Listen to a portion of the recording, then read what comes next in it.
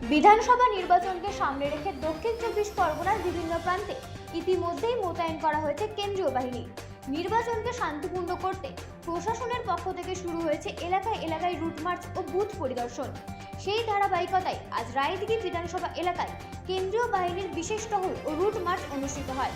আজ রায়দিঘি থানার আইসি রাজু বিশ্বাসের নেতৃত্বে কেন্দ্রীয় বাহিনী রায়দিঘি বিধানসভার অন্তর্গত মথুরাপুর 2 নম্বর ব্লকের নন্দকুমারপুর অঞ্চল এবং দিঘিপাড় বকুলতল অঞ্চলের বিভিন্ন বুথ কেন্দ্র পরিদর্শন করে।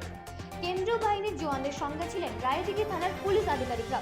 তারা একাধিক বুথে গিয়ে নিরাপত্তা ব্যবস্থার খোঁজখবর নেন এবং স্থানীয় পরিস্থিতি পর্যবেক্ষণ করেন। বুথ পরিদর্শনের পাশাপাশি সংশ্লিষ্ট এলাকাগুলিতে বিস্তৃত রুট মার্চও করা হয়। গ্রামাঞ্চলের বিভিন্ন রাস্তা ও বাজার এলাকায় কেন্দ্রীয় বাহিনীর এই রুট মার্চ ঘিরে সাধারণ মানুষের মধ্যেও কৌতূহল দেখা যায়। অনেকেই বাড়ির বাইরে এসে এই রুট মার্চ প্রত্যক্ষ করেন।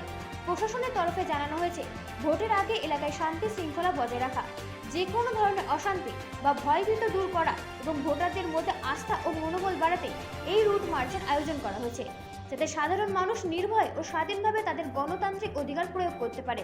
সেই লক্ষ্যে নির্বাচন কমিশনের নির্দেশে জোরদার করা হয়েছে এই নিরাপত্তা ব্যবস্থা। Report রাতদিন news network.